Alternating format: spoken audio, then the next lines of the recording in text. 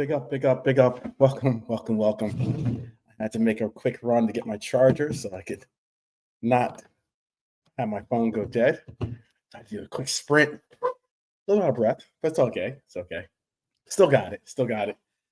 So what's good, my Reds? Welcome back to the Real 12 Man Show.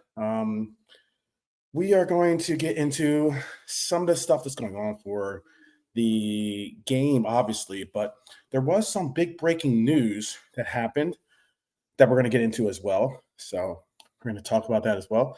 Shout out to Lee, shout out to Norm for joining us.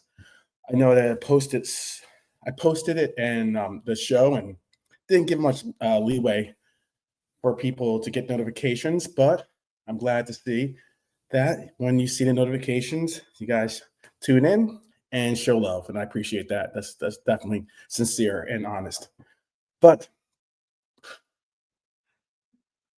where are we going to go into the new year?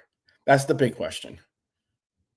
It's going to be obviously 2026 is going to hopefully be a refresh, a rebirth of our team into the champions that they displayed early on in 2025. And now we have to figure out what we're going to be doing next with this club. What are going to be some answers with the January window? What are going to be some of the things that we find out our club is going to be poised to do and to make our team be reestablished and certainly fortified as being a threat to contain titles and contend for titles. But yes, we have JK in the house. Big up, JK. How are you? I'm all good, bro. How you doing? Good, man. Got a busy day. We have a 2-day festival, so we have a busy lineup. A lot of it's gonna be a long day, long nights, but definitely want. Yeah. I wanted to definitely get this one in before we got into party mode. But this is the question, I guess, and this is something that you can help me answer, JK.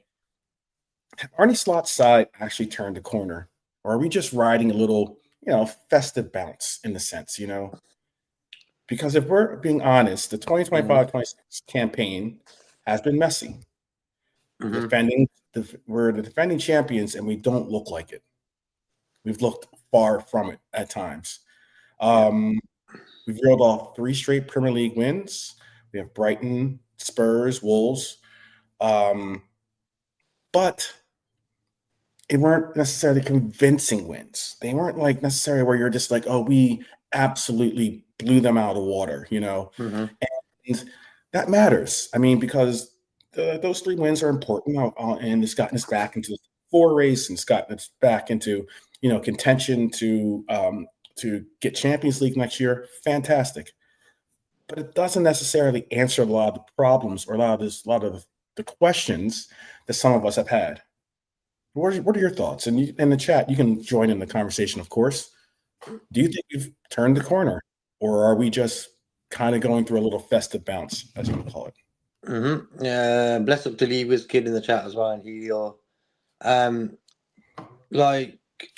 See, with a lot of football fans, they feel when you don't constantly bash the team, the manager, or any individual in the team, you're not a real fan.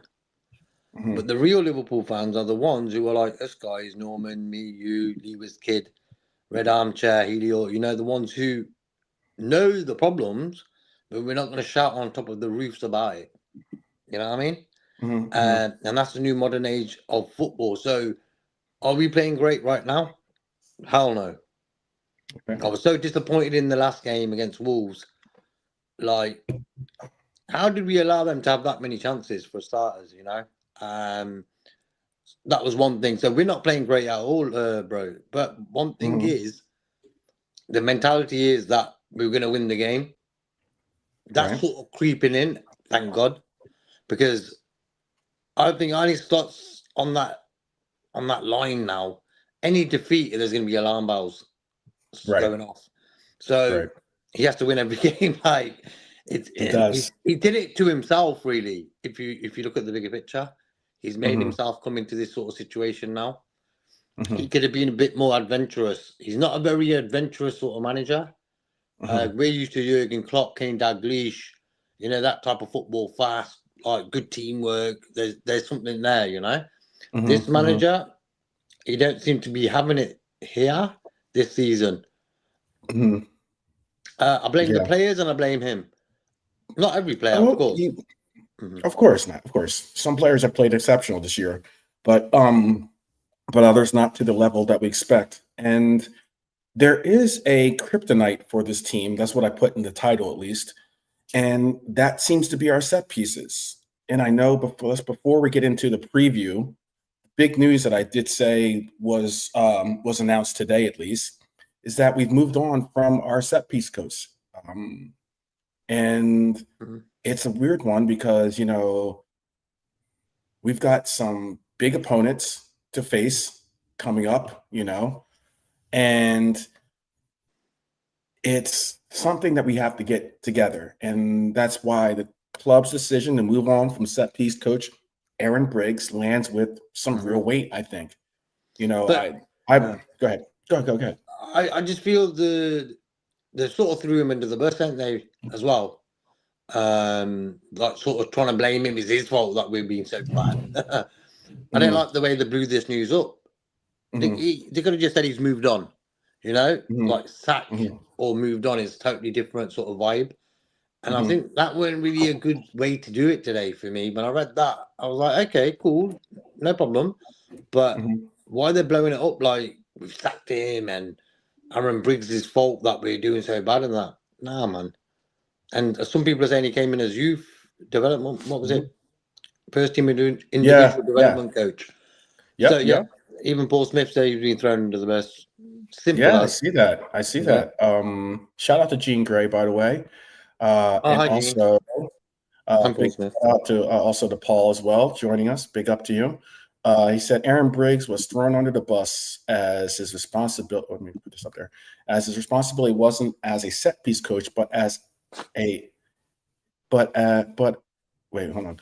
Aaron Briggs was thrown under the bus as his responsibility wasn't as a set piece coach, but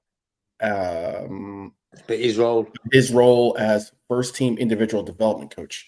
Okay. And that was originally his initial role with the team, actually. And there is another component to it. There is another component to the team that makes up our set piece situation, and that's off the top of my head, I can't think of his name, but he's like there's a guy who breaks down and like he's the numbers cruncher basically, and they work together in trying to create some type of ideas for set pieces. But look, I don't want to say he's certainly being portrayed as a scapegoat, you know. But the data says that this isn't one, like, how do you guys say, one-off wobble? You know, is that what you guys say? Like, it's a multiple season decline. Like, as in I saw on Sky Sports, I saw on a couple different BBC, like a different couple of publications that were showing these statistics, and I was just like, that is damning to see the numbers just continuously go down and down and down, and get worse and worse. So, you know, it's obviously something that we needed to work on and something that we've neglected for some time. But for instance, let's just start on the attacking side, because the drop-off is really, really startling. Over the last 5 Premier League seasons, Liverpool's set piece output has fallen off from 21-22, where 18 set piece goals, 22-23, 17 set piece goals, 23-24, 15 set piece goals. Okay. Klopp had things going together, but they were certainly, those aren't like numbers where you're like, oh, there's something wrong here. There's something wrong here. Okay. However, 2024, 2025, we went from 15 to 9. And in 25-26, after 18 league matches, can you guess how many set piece goals we have? 2. You're very close. 3. Oh, my days. Oh my days. It'll be one set piece, one from 18. We're in a league.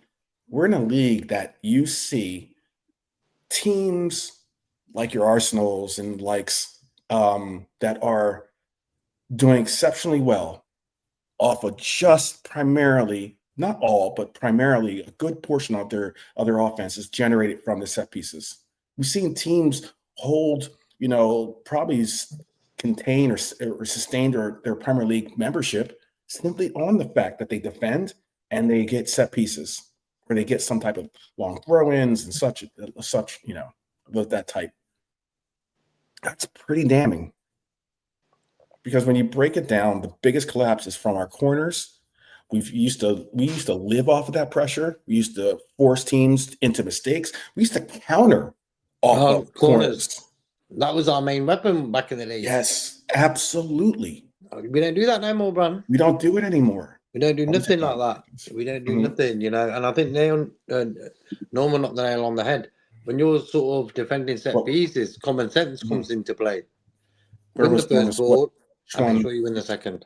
It's as simple as that. Which statement did you want to bring up? He was talking about, 1 second. Here we go. I've always had a basic mind to defending set pieces. So to me, common sense, defend the ball, defend both posts, keep the middle of goal, and man-mark players instead of mac on a big lad. And that's simple as that. No, that's I don't understand that at all. That's something I agree. Right. I've seen sometimes Maka lined up, marking like the tallest guy on the pitch, and I'm like, "What are we? That's not even. That's common sense. That's common sense." For me, football is common sense. If you use common sense in football, you will get results. And for me, when it comes to defending corners, defending set piece, free kicks, and long throw-ins, for me, it's the two main things: win first ball and win the second ball. It's as simple as that. Because if you win the first ball, more likely you can go to one of their players, bro, and they can just volley it straight in. You know what I mean? So because you're in that sort of danger zone in that area of the pitch. So for me, them two things there: win first and second ball. But the desire don't seem to be there this season. Last few games, much better in that way. Of we're not looking so bad as we have been. You know what I mean? We're just at least we're winning games. And we're looking a little bit more better. Not great at all, but just a little bit better because we're winning. I think winning the game sort of papers over the cracks as well of our displays. You know what I mean? That's Norm and Red Armchair Supporter are saying about Jean Gray's comment. She's right. I mean, you can't defend from a standing position when you have attackers running at you. You'll never jump higher than them, much less marking men 10 feet taller than you, Yeah, Machiavelli. Yeah, that was ugly. It was noted, and it's something that's like, what are we doing? But that's something where, yes, that's a set piece coach. But then again, as a coach, you should be able to point that out as well, And if anything, I mean, a lot of that is instruction, though. That's you being told who to mark. Number 7, you get number 4, you do that. Exactly. You know what I mean, bro? Exactly. Yeah, sometimes you got to blame the players, but sometimes the manager is the guy who's telling them what gears to play in as well, or what sort of urgency you show in that first half. You know what I mean? Because the players, if they really want it, they can put their foot down straight away. Yeah, these guys can do it, no problem. These guys can play fourth gear straight from the off, no problem. People talk about Salah's game's gone downhill, bro. Salah was fire. He was just like a rocket. All of a sudden, he's told, "Slow it down, bro." Same as Andy Robertson, and this is what fans don't understand sometimes. They've been instructed to slow it down. They're not used to slowing it down. Their brain is working 1,000 miles per hour because under Klopp, that's what they got. And all of a sudden, you tell them to go 5 miles per hour. Yeah, two of my favorite goals. He's going to mess the brother's game up. Two of my favorite goals was obviously the Manchester United goal that Ali got the assist. I believe he got the assist for, where it was quick. They defended the corner. It was a quick outlet, and Mohamed Salah was off to the races, and he scored. That's the one where he pulls his shirt off, and he's like, pocket Hercules. And then also even the one where where it was I think it was Curtis Jones and Nunez, and they were able, and also and Jota was involved in that one, and they were able to get a quick transition from the set piece and be able to score. You can go as far as another great Jota goal, which was off a corner originally too, which was I believe it was off a corner when we had the Spurs game at Anfield, and Jota, and they just scored, and then they were attacking us, and then all of a sudden we got a quick counter, and Jota's off to the races, and he scores. Yeah. We don't see that any longer. Even the Everton game where Darwin Núñez got the ball, 1-2 with Salah. Darwin kept on running, squared it across, and Salah just whacked it. Oh, yes. Yep. Yeah. That was stuff like that, bro. I used to look, that was Liverpool. We do not counter-attack now more. Exactly. We allow teams to counter-attack us, though. Exactly. But that's because that goes to what we've been talking about, which is the identity of this club has certainly been decimated, I believe, by different directions of an identity that I don't think that we're prepared to take on just yet. Now, will we ever be able to take it on? Possibly. I don't know. The control aspect, the whole total football concept. Maybe we can do that. But I mean, at this moment, our gears and our heritage has always been rooted in what we just spoke on. And that's weird because, the rate dropped off so dramatically that we are at the bottom of the Premier League this season. We're at 0.06 goals per game from corners. And indirect free kicks have yielded practically 0 per game in this latest season shown, other than the Arsenal goal. And that's where you've got to sit there and say something has to change. You can't hear a coach just continue to say, yes, we're bad on corners, we need to do something about it, and then the next week repeat. That can't happen. But it's not that it'd be one thing if we're just scoring on corner kicks and at least we're defending. That's not the entirety of it. The entirety of it is that you look at the underlying indicators, the XG tells the same story when it comes to Liverpool's set pieces per game. We've gone 0.49, 0.40, 0.40, 0.27, 0.24 in the last 2 years. We've nearly had a depletion of half of our set piece goals have been depleted now in this rate. And I can arguably say, I know Trent Alexander-Arnold was an exceptional set piece taker, but I could arguably say that Dom is certainly an exceptional set piece taker as well. But we still have some very good set piece takers on this team. So it's not like the quality has gone down, but it seems like, unfortunately, that's the case because we're less dangerous, fewer goals. And then, if you make it even worse, we're sitting at 1.09 corner conversion rate. Let me repeat that, 1.09% corner conversion rate. You know where that ranks? 19th. If you were telling me that the defending champions are 19th in corner conversion rate, I'd say they're not going to be champions for long. We've taken 57 shots from set pieces, not enough to be elite. We need to definitely do something different. And it's something that I know this team is capable. You agree with that? You believe that this team is capable of that, right? Or am I wrong in believing that? It's a big question. Very big question. I would even tell you, before we move off of this subject, because there's obvious reasons why he got sacked. Liverpool defensive set pieces numbers this season. Goals conceded from corners, 7. That's tied for second most. Goals conceded from indirect free kicks, 2. It's tied as 4th most.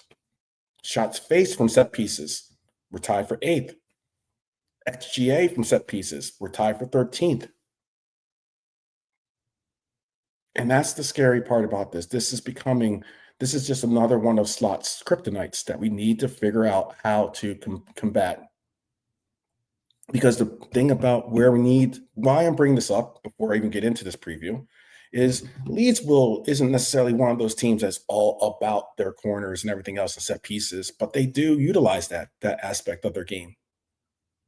And when you're going to say that teams like Newcastle or Crystal Palace or Manchester United, Brentford, Forest, Leeds, Wolves, Tottenham, if you're going to say those teams are going to have an absolute chance of scoring on us or maybe pulling games out of the fire for themselves, that's something you have to recognize.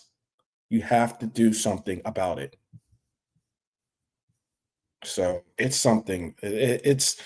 And I saw in the chat too that you guys mentioned something very important, and I know JK was speaking on it too. And that is the second phase.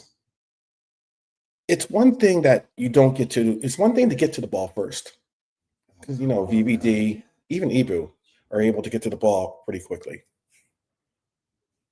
But it's a whole nother thing to get to that second ball or even that third ball. If we're talking about a team that's going to utilize control, then you have to do just that. You have to control the phases of the actions. Heading into Leeds, here's what I need to see: fewer cheap corners conceded, clear assignment on second balls, a more aggressive first to it mentality in the 6-yard box. I don't want to see any player not have that. I've got to get ahead on that ball before anyone else does. And offensively, at least one pattern that looks like we believe we can score from a corner again, but also like we spoke on earlier, we've got to bring back the counter as a progressive weapon for us. We have to do that. So, I'm going to bring this in because I think JK is busy doing something. So I'm going to bring this into the next segment here, and that is, what do these stats, some key stats I brought up. I like my stats. Just rifled off a bunch already. But what do these key stats mean? Because I did see some articles and everything, and there's a high likelihood that we'll win this game. It's because we're at Anfield. We should have won the game at Leeds. We went up 2-0, allowed for the team to get back and equalize. Then we went up again 3-2, and then we let them come back and tie it up. I can't be done. But I will say this: Leeds walk into a very specific mission as they go into Anfield. And here's their mission. They've never won back-to-back games, league games at Liverpool in their history. And they'll be hunting something they've never done before. And I mean at Liverpool, not obviously we drew at Leeds, but Leeds have beaten us before at Anfield. And Liverpool's trend line is the bigger story here. 3 straight Premier League wins after only 2 wins in the previous 10. So the win streak is real, I guess. Big up, Trudon. Thank you for that score update. 1-0 Newcastle. Okay. And the question becomes, can we control this game? Because I think, despite our wins, despite some of the content creators out there being, I think, a little bit even more positive than myself at times, because I know I'm a positive person when it comes to our club. But honestly speaking, I think that there's been some content creators out there kind of, fluffing up the pieces that they do, simply because it's some of the few good stories to share about our team lately. But honestly, and I keep it as honest and as real as possible with you, we still look vulnerable at points. We should not be playing, for instance, we should not have a 9-man Spurs team look like they are more capable of scoring than us. And that set piece stat, the whole piece I went over, that is ugly. No team has conceded more goals from set pieces, excluding pens, than Liverpool this season. We've had 12 set piece goals scored on us. That's not a phase. That's a personality flaw. That's an identity flaw that we have to figure out. Now we can add context. New Year's Day I think New Year's Day has always been historically kind to us. We've had 5 wins and a draw in our last 6. I think it's 6. 5 wins in our last, and a draw. Yeah, 5 wins and a draw in our last 6 Premier League New Year's Days games. And it's been 21 years since we lost a league match on January 1st. 21 years. I don't like that. Do you know? Yeah, exactly. Do you know who was the last team to beat us on January 1st, at least? Take a guess. I'll give it to chat a chance to answer that one too. Bournemouth 1-0 too, by the way. That's what against Chelsea, yeah. Who would you think? Oh well, I'll give you the easy out. You just said it. Chelsea. Chelsea was the last time we lost at home in 2005. 2005. Bournemouth got revenge for us today. Yeah. Big up, Norm. Yep, Joe Cole scored. Yes, he did. Oh, go on. So, Anfield says a lot about Liverpool, obviously, because it's always been a fortress for us. We've allowed for those, for that drawbridge to be let down, but it's a question of now what do we do about, raising that drawbridge back up and, really hunkering down and making it a fortress again. Jean Gray asked a question. Let me see. Do you honestly think they are sitting down and being as thorough as we have been today? The next game will tell, I guess. I don't know about that one. It's a very good question. That's a very good question.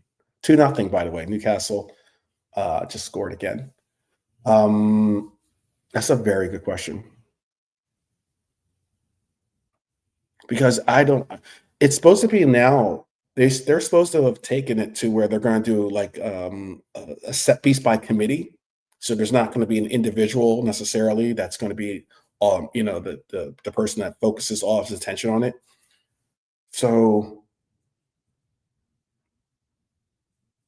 is it because there weren't enough voices in the tactician or the tactical portions of the breakdown?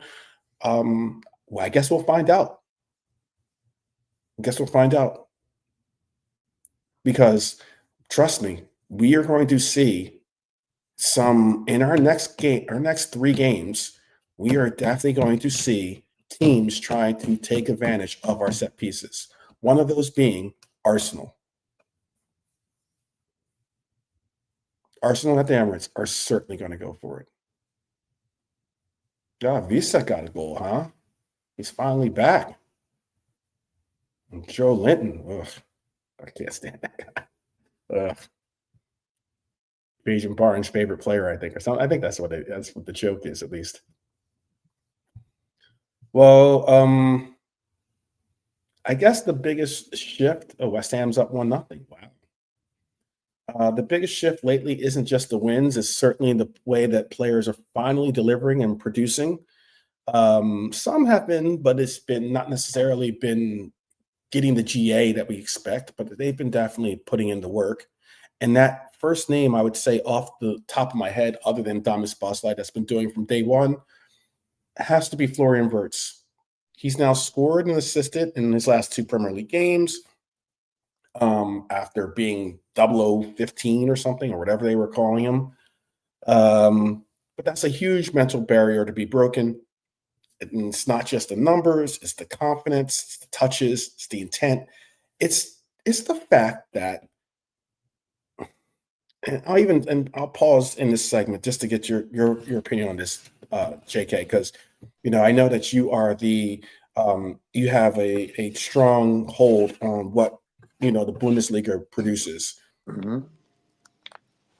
It makes you think the sheer luck, I guess you could say, in this luck and prestige as well, but the luck of it as well, that we were able to get a player of this quality and caliber, considering Florian Wirtz wasn't our target. He wasn't the target that we went out and said we're going to go out and we're going to buy Florian Wirtz, or our top priority in the transfer window is Florian Wirtz. It kind of fell in our lap, and it was certainly something that we were, pleasantly surprised to say, "Oh, you want to play for us? Absolutely." And he's become someone that you can, because can you imagine this team without Florian Wirtz? Slowly, no. You know what I mean? When you what makes me laugh about so many people, they were like, Salim and Isaac and this and that. And I'm thinking, what are these people talking about, man? They don't know football. Patience has gone out of the game. There's no patience no more. For me, Wirtz is quality, bro. I've seen him play in Germany, and that is quality. He scores some beauties from outside the box. Wait, he starts shooting from outside the box and stuff. He's got that up his sleeve as well. Guys, quality. Look at it. He did this deft touch to Sabotzalai. Or was it for McAllister? I can't remember now. It was so delicate. He used his laces and it just fell. I was like, this guy is on a different level. So what happens when you're on that type of level is you've got to sort of get in connection with the other players, or they have to try and get in connection with you because you're on a different type of level. The guy's quality. So I've never had to worry about Wirtz. You know what I mean? He's always wanted to score. Don't get me wrong. He probably thought, I wish I did it sooner than later, but hey. It makes you laugh too, because I remember, look at that too, by the way, West Ham, Bowen. I'm telling you, people, we should go for. I know that they probably won't do it because that's probably their only lifeline to possibly getting out of the relegation zone. But we should try to make a little cheeky bid for Bowen. I think that would be a fantastic addition. Oh, big up, Jean Grey. Definitely enjoy the rest of your day or evening, I should say. And definitely thank you for stopping by. Big up to one of our Red Queens. Well, have a good one, Gene. Have a good one. It's funny though, because I remember when Didi Hamann was saying how we're going to, I think that we're gonna loan out Wirtz in January window. And I'm like, bro, come on. Bruh. Yeah. I don't really take that sort of stuff serious. I just like threw one here. That's yeah. He's trying to be, what's that word? There's a word for edge, or I don't know. Not, edgy, sort of. Edgy? Yeah, like, he's just quoting the obvious. You know what I mean? And you get a lot of people. I don't even think that's the opposite of the obvious. I think like there's no way we're gonna loan out Florian Wirtz to Bayern Munich. Yeah, like that's not happening. Years, bro. Yeah, give us I don't know, Olise and Kane. You can have him. Yeah, okay. You know what I mean, that's a different story. But yeah, he also made a comment recently about how this is only 4 days ago. He made a comment that said that he was like, "Oh, Florian Wirtz lacks confidence," and I'm like, "DD, just give it a break, man. You made a bad call, and you obviously. I know that you're a fan of the club. I know that you love being in the headlines, but there's absolutely no reason why you have to be like trying to insert yourself into this conversation with some absolute dribble." Yeah, it's just. And the thing is, with him being German, you probably think he could come out with some encouraging words for the lad. Yeah, yeah. Something like, don't worry, Florian. It takes a bit of time to settle in sometimes. it's a bit cold there, whatever. But that's what I'm saying. I never liked him, man. I don't care. He played in the 2005 Istanbul final for us. Who cares? Guy's a joker, man. Yeah. Oh, man. Well, let's getting back to this. It's 1-1 Chelsea. Have just knotted it up. I think Slot has a choice now. When Szoboszlai returns from suspension, which will be in this Leeds game, does he continue to play Wirtz, start Wirtz at that 10, or will he maybe transition, move Dominic back into that 10 role? Because Wirtz is cooking. Let's be honest. Ekitike and Wirtz's combination, like the relationship that's growing between them, is massive. And you got McAllister. I know some people aren't big on McAllister. I know Norm doesn't. Not that he doesn't like him, but Norm's not. Doesn't think that. You can tell us what you're. I don't want to speak for you, Norm. I know that you've been critical of McAllister, and rightfully so this season, because he's definitely McAllister. Norm. Okay. I'm sure he's listening. He can tell that, and he's mentioned it before. I just don't want to mischaracterize him. But McAllister is important. I think McAllister is important in this lineup. I think if we can get McAllister back up to the levels that we saw in the last year, we might have something. We could rebuild that essence of a midfield, that we need to have. You've got Chiesa. I haven't given up on Chiesa despite the poor performance in the last game. I still think that Chiesa can be a unique asset for us. If it's not as a starter, certainly as a super sub, and I hope that Slot doesn't, move away from that. And then you've got Cody coming back. Slot has some major decisions to kind of figure out what he's going to do. And this is saying he's going to formulate some type of team that doesn't include, obviously, an injured Isak and a Salah that's away on AFCON. So the attack is going to be an interesting ensemble, is what I'm trying to say.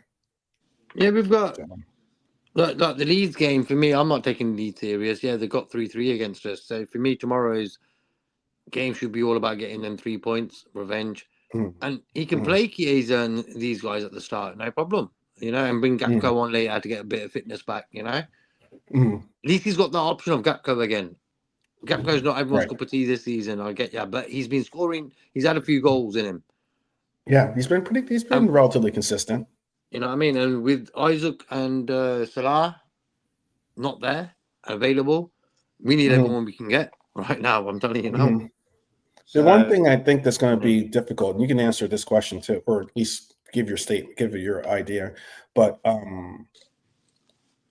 if McAllister, Gakpo coming back is big, but unfortunately, Cody is going to be. You remember when Cody got hurt against in the Spurs game? I think it was like 2 years ago. And he got hurt, and he was on form going into that Spurs game. He even scored right before he got hurt in that game. And it took a little while for him to get back into rhythm, back to the level of what he usually produces. And people were like, sell him. Oh, he's trash. He's this, he's that, he's blah, blah, blah. And once he got his footing, he started scoring in League Cup games. He started scoring in a Premier League or a Champions League game or something on those lines. And all of a sudden, he got his swagger back. And that's something that's going to be interesting, because we're going to have to possibly go through that process again. Hoping that we can have Cody pre-injury, but we're going to have to work his way back to full fitness and health. I mean, the guy's been off the pitch for a couple of games now, but all the same. Before I end this segment here, because I do have some other things I want to say. Let's see. I know we mentioned McAllister. Norm said, he doesn't like McAllister in our own half. He likes him towards the opposition goal, but this season he looks unfit to him. Again, he's only giving his humble opinion. And of course, like I often I could be wrong, or he could be wrong. He just thinks he can do more than he has, and plus, he thinks a DM would help that, and I think that would be possibly true. I think that is definitely true. It's interesting to see. It's interesting, yeah. It's interesting to see McAllister transition to a role that a lot of us, and I will include quite a number of us, did want to see him play, and that is a 10 role. Now, unfortunately, it's in a portion of his existence with Liverpool where he's not necessarily the greatest of options, I guess you could say, in a sense, at that 10 because of his form. But I know a lot of us did want to see him as a 10 because he played as a 10 for Brighton occasionally, and he was good. Curtis Jones at the moment is a better player than McAllister. He really has had a really good development lately. We can just pray he doesn't get injured, says Hylor. Yeah. It made a difference in his play. I agree with that. But then Brighton even moved him into a pivot role too, as well with Baleba, right? But excuse me. But getting back to Cody, I think his late cameos are going to matter. He's got a fun little New Year's Day narrative. He scored in Liverpool's first league game in each of the last 2 calendar years. So, is this the third? Can you name the last player to do that? This is a question. Can you name the last player to accomplish that feat? And that is Cody has scored in the last 2 calendar, like in the first game of the calendar year, the last 2 years. There's been one other player to have done it 3 times, actually. Do you know which player that is? Steven Gerrard? That's a good guess. It's a good guess. That would be incorrect, but that's a good guess. Let me see if no. Suarez, no. I don't think so. Yeah. Oh, it's going to be Salah then. It's going to be Salah. No, it's not Salah either. I know you would think so, right? You think Salah would be up there. I know Salah scores in our season openers. He had like a record going for scoring in season openers or something like that, but it's not Mane. I'll see if I'll give you 20 more seconds here. Folks, don't want to get too boggled down on this little trivia, made up trivia, not made up, but like on the fly trivia. Chelsea 2-1. Fernandez gets the goal. Oh wow. Bobby, it's a good guess too. If I give you the error, I think it'll probably give it away. Oh, Norm has no idea. I was expecting Norm to have a guess. I'll give you the error, JK. It's the 80s. The feat was accomplished in 1985, 1986, and 1987. Dalglish? It would be Ian Rush. Yeah. Ian Rush. Yeah. It's a fun little stat. You could bring that out. You're at the pub or around the at the friend's house. And can you name the last player to do it 3 times? Well, maybe. Like, look at the big brain on you. So, all right. Well, let's talk about Leeds because that's the team we're going to be facing. They currently sit 16th, but I'm going to say, as Hylor pointed out, they are one of the better informed teams at the moment. They're scrapping to get wins. They've got momentum. 5 games unbeaten. They have 2 wins, 3 draws. They just went to Sunderland and battled out a 1-1 draw. I know that's not glamorous, but that's what it's like when you're trying to get a foothold in the Premier League, when you're a newly appointed team. And survival football sometimes travels, and that's a big concern. And Excuse me. And there's one major problem walking into Anfield, and it's surprising. No, he's not wearing a skirt. It is Dominic Calvert-Lewin. He is going to be a problem because he's been on a little bit of a scoring spree. He's equal. Yeah. Go ahead.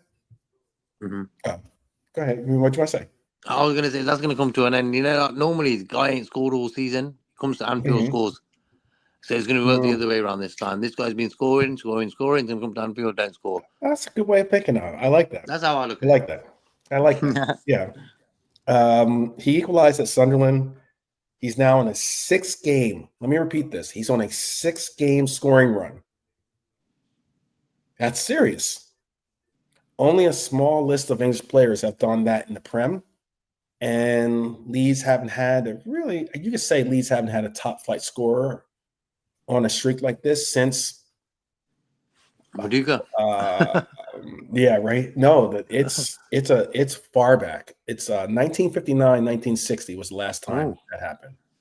That's when the last time it happened. It's like so. But for me, Calvert-Lewin, before this little run he's been on, I didn't even take him serious as a footballer, bro. His image, whatever, and the World Cup's next year. The other day, I heard someone say he should be going to the World Cup.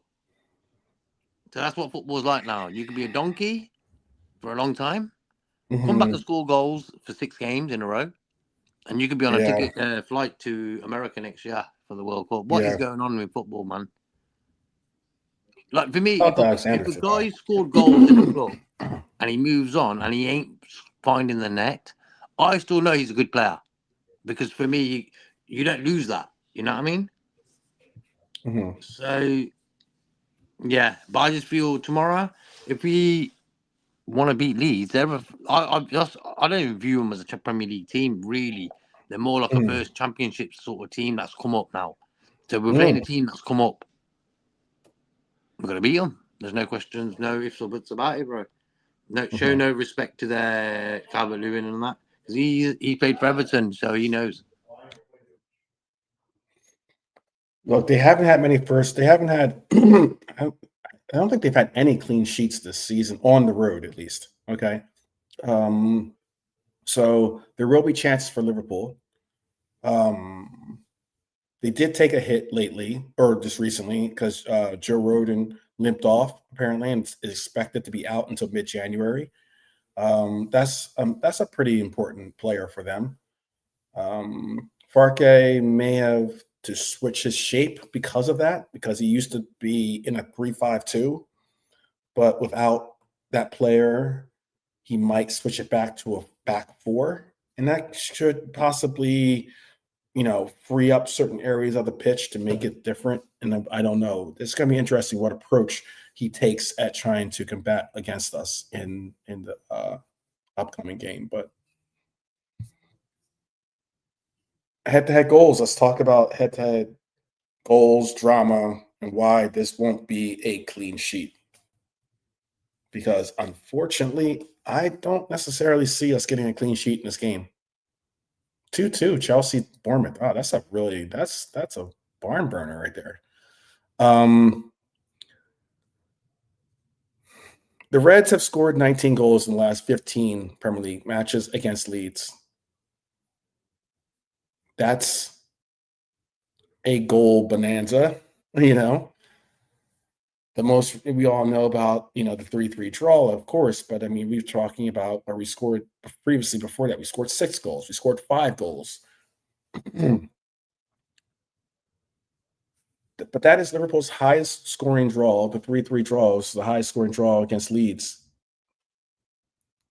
And it was chaos. But Leeds might have a little bit of a psychological edge in the sense that they've done it at Anfield before. Now, you might have heard me say that they've won back-to-back. Now, I know that not in most people's minds, that means that would be, oh, well, that was last year or something like that. Obviously, Leeds has not been in the Premier League. They weren't in the Premier League last year. But in 2022, They won at Liverpool 2-1. They've never won consecutive league visits to Liverpool, ever. But they will absolutely be talking themselves into that mentality because it's there for the taking. And this is why I'm not expecting some calm 2-0 cruise. I'm going not with our set piece record, by the way, especially. I'm expecting something different in this game. What are your thoughts, JK? What do you think is going to be the score of this game? What do you think we're going to? What do you think What do you think is going to be the score of this game? JK's a little busy. Tell us what you think is going to be the score, because I told you how there's a 70% chance we can win this game. Leeds have a 12 or 13% chance of winning this game. This is the numbers by the supercomputer. 17% sits at a draw. But we must prove control in this game.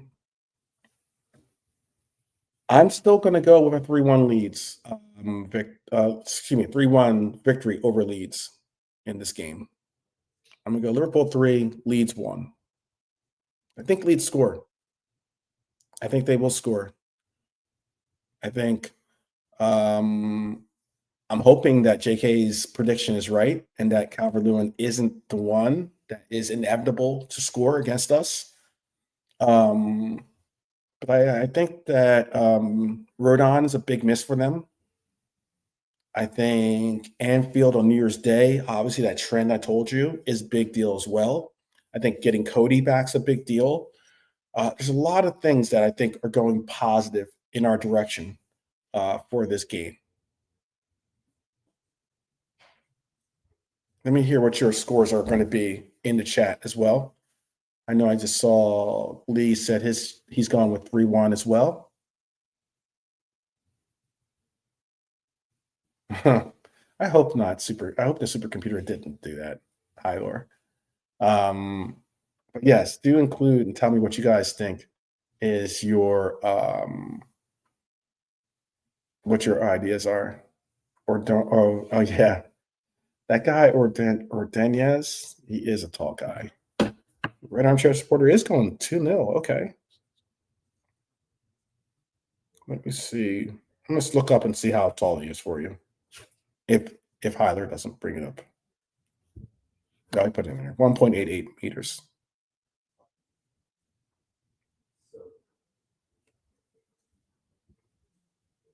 .88 meters. I'm gonna try to do the conversion on that. Let me see if I can figure it out.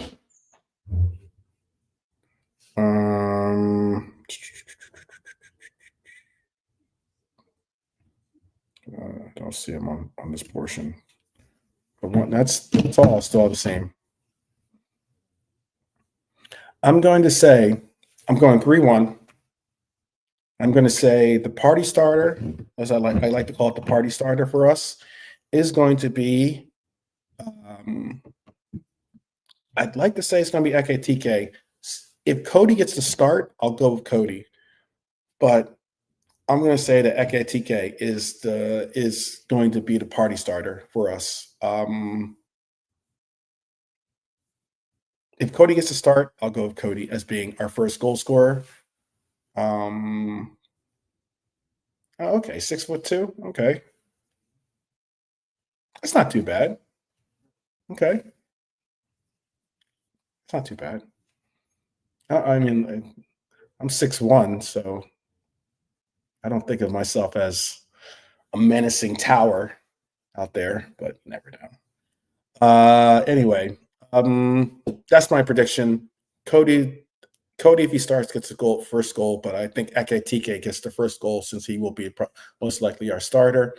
Predicted lineups are going to be the following. My prediction for the lineups is going to be Ali in goal, Frimpong on the right, Ibu, Virgil, obviously as our center pair.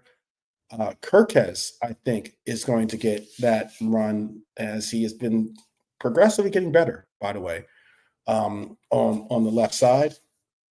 I'm going to go with a midfield of Grav, Jones, and Dom. And I'm going to go with it's going to be unique. I'm hoping that we can do something different. Just hear me out, and you can tell me if you think this isn't the way to go, or this or that, blah, blah.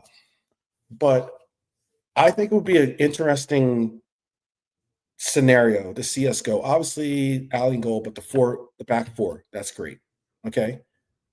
To provide our width, we have Frimpong and Kirkes, very fast fullbacks / wingbacks, whatever you want to call them. We have a midfield of a back three, or a triangle of Jones, Dom, and Grav. And then I wouldn't mind seeing, if we're going to play McAllister, and Wirtz obviously needs to get the start as well, play with 2 10s and Ekitike as the sole striker. So you have the width from Kirkes and Frimpong. You can provide even a little bit extra width by letting Dom float out wide, or letting Curtis Jones float out wide, or maybe even Grav going forward every once in a while. But then have 2 10s in this team, and have it be Maka and Wirtz as your 2 10s, and have Ekitike at the sole center forward position. You can tell me in the chat, or you can tell me in the comments what you think of that idea. We're unable to go with what was the preferred formation that I would like to see us, gravitate towards, which is that front two strikers, but without a real legitimate second striker in our team, I think that this could be the way to go forward for right now. Shout out to Philip, by the way. Shout out to you, Philip. How are you? Hope you're well. Mr. Bidwell. But you can tell me if you think that's a fool's errand or a fool's formation. You can tell me if you think that in the chat, or even in the comments. Appreciate definitely your insight of my tactical vision, I guess you could call it. But yeah. And I'm hoping that whatever the 11 that he puts together, the key components of what I want to see us do: start fast. Leeds are vulnerable away. On the road, Leeds are vulnerable. Take advantage of that vulnerability. Put them under immediate pressure. Do not allow for yourself to shift down. Don't downshift. If we go up 2-0 in this game, don't go into cruise mode. We got to avoid cheap fouls, stupid corners, or stupid fouls and bad corners. And you already know why I'm saying that. We have to control the game again after we go up 2-0. And I think that we will go up 2-0 in this game. If we can do so, we need to stop letting matches become emotional roller coasters. And that's what they've been as of late. And I don't want to see us go down that road. Find Wirtz between the lines. That's what I'm saying. You could have maybe, I know Maka does like to be on the left sometimes, but you maybe have Wirtz. Wirtz has played on the right, but you can have him be on the left, or maybe have him play on the right of that dual 10 role. If Leeds switch shape with Rodon, spaces will appear, and I think Wirtz could possibly be in form to either get in his next assist, or at least maybe even his next goal. And finally, I'm saying protect the box. Protect our box, because Calvert-Lewin lives off moments, crosses, second balls, chaos. I have Leeds having a squad of Perry, Bogle, Struick, Behold, Gudmundsson, Stack, Amputo, Tanaka, Aronson, U.S. men's national team player, Calvert-Lewin, and Okafor. That's the squad I think they'll go with.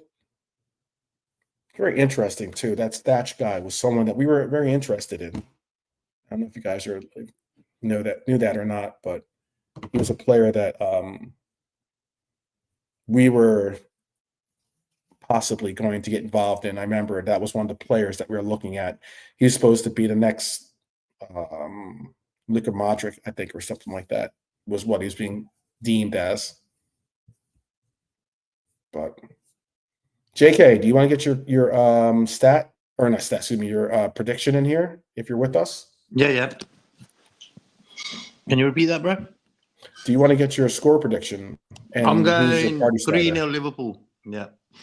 Ooh. Yeah, man. We gotta win big. When's it gonna come? It's Christmas, you know what I mean? Arne Slot. Right. When's he gonna get his Claus. Christmas gift? Look, for me, 3 points is a must. Clean sheet and a couple of goals. Okay. Perfect end to the year, you know what I mean? Yeah.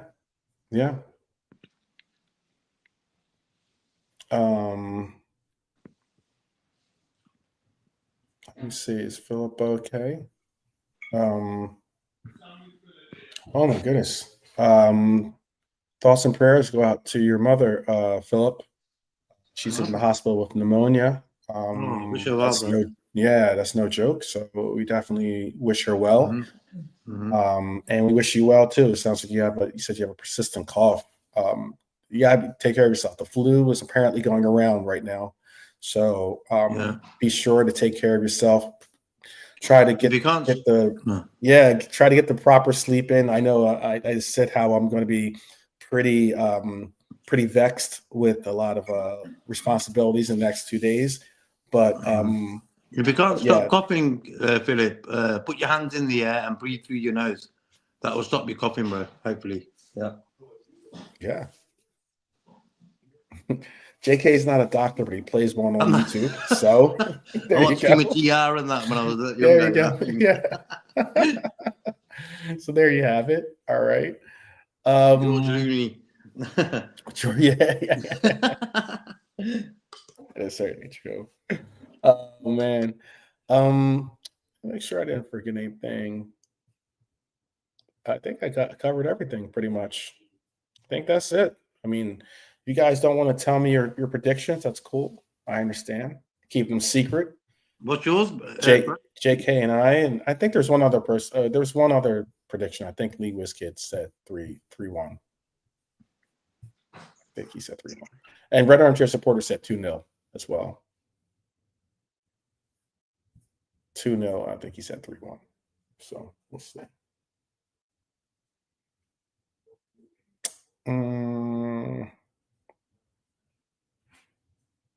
Let's see.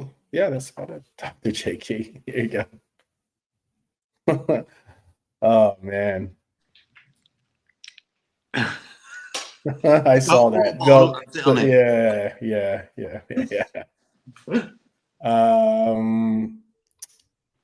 Norman's saying he called set pieces. Oh, okay. Is that how we're going to win the game? Oh, called set pieces. Oh, I get that's one of his ailments. I got you. Ekitike and Dom with 2 Wirtz assists. Okay, that's a good shout. It's a solid shout. All right. Well, a lot is going to be said. A lot is going to be shown in this next game. Big game for us. Oh man, JK, what are you thinking? Do you have anything you want to speak on before we wrap up the episode here? I just wish that Arne Slot has watched that Wolves game again. He said, I can't give this to the fans for the last game of the year. He won the title in this year, so he wants to finish this year off pretty well. He needs to get a win, of course, but show a bit of enthusiasm and get that into the players' mindset before the game kicks off, you know what I mean? Right. But fair play to him. He sort of steadied the ship a bit, got us points on the board. Yeah, and he hasn't lost in a while, so fair play to him in that way. Yeah, I think we were getting about to end this segment right before is that Arsenal game about to start right now or something? It's about to start now. Yeah, About to start right now. So Yeah, so everyone can go watch. Hopefully, look. Go on, Villa. Come on, Villa. There you go. Everyone's saying that. Go on, Villa. Yeah. Come on, Villa. To Norman, I've got for Lee. Yeah, it's called Saturday. Yeah. Lee, I don't Lee, for all those thinking that Lee's like been put on timeout or is sitting in the corner or something. I don't. It's not true. Lee's chilling. I don't know if he saw the post because I made the post of me going live pretty late in the group chat, so maybe he didn't see it. And he's out and about doing some stuff, getting some last minute details ready for his effing New Year. So so there you go. Because that's I think that's the theme of his New Year is the letter F if we're on Sesame Street would be his wording. But all right, people. Enough said. JK, go ahead and you can say what you like to the people before we bounce out. If you were with us, so maybe. Yeah. Okay, just let everyone have a good New Year and stuff, and hopefully next year is a better year than we've had football-wise this year. Well, this part, end part of the year, you know what I mean? But nice one to our chat over the last 3 weeks and that as well. Nice one, boys. All right, drop your predictions in the comments, please. I know some of you did give us your predictions. If you did in the chat, big up. If you can and you didn't already, or you're watching this on the replay, definitely drop it in the comments. We appreciate all the love that you guys show in supporting fellow Reds, and it means a lot to us. If you hit the like, you can subscribe to the channel. It's kind of wild. I'll tell a very quick moment. I was in a Starbucks here, getting a matcha. I drink matcha teas, and when I was in line, I was wearing my Liverpool jacket, and a gentleman walked up to me and says, "Are you a Liverpool fan?" And I said, "Yeah, of course, yeah."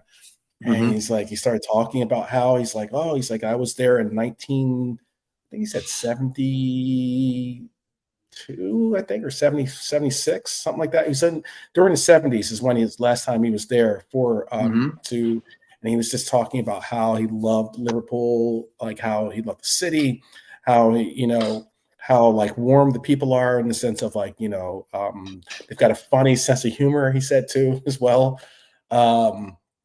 And it was really cool to see. And hopefully he joins us soon. I gave him the page for him to join, but it's sometimes it's that simple. It's just about, explained to him the situation. I'm like, I know that. He's like, "Oh, you're on YouTube." I'm like, "Yeah." I'm like, this environment that we're on YouTube, I get it. It might be, overwhelming, or it might not be. It might be toxic at times and the likes, but like we try our best to have a really sensible community, and the OGs and the people that are part of this community that we have here on the channel are absolutely proper Reds fans, in my opinion. You can have a discussion with them. You can have differing opinions with them, but in all, we all want the same thing, and that is the success of Liverpool, and it really doesn't matter. And he was like, "Oh, that's cool. I'm going to check out your page." So, yeah, it was pretty cool. So, thank you, Norman, for your words. Very nice. Thank you very much, bro. So let's see. When we come back, we'll break down the key tactical battles that we saw in the game. How Slot's midfield box and those flying fullbacks that I spoke on earlier can overwhelm Leeds, hopefully. And hopefully Liverpool stay brave, stay consistent and vigilant, and we see another Liverpool win. Important. So enjoy the rest of these games. I know it's 2-1. West Ham just got a penalty against Brighton, so they're up 2-1. Or I think it was a penalty at least. 1-0. Everton's up over Forest at halftime. Chelsea Bournemouth is a 2-2 draw. Newcastle 2-1 over Burnley. 0-0 in that Wolves game, by the way. You might have a chance. JK. What's that? Wolves 0-0. Oh, okay. And Wolves will win, Arsenal 0-0. I'm telling you. That game, of course, just started. So, all right, people, enjoy the rest of your days, evening, morning, night, whatever it is for you. I appreciate the love. We will see you soon. I would say, as always, up the Reds each and every time, and we will see you. Hopefully, we'll see you tomorrow. I hope I'll have enough energy in me to be able to get an episode bright and early for you guys tomorrow. So I'll keep just keep your notification bell on. It's the best way to know. And if not, then I will have a show New Year's Day before, but I will certainly do my best to get one in there tomorrow. So take care, and we'll see you soon.